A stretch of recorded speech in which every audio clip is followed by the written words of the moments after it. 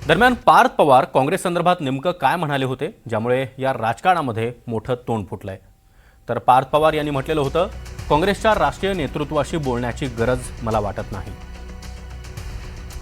कारण सर्वांना माहिती आहे ते काय करत आहेत. सगळे मोठे लोक आहेत, त्यामुळे त्यांनी जो विचार केला असेल तो विचार त्यांना करू द्या.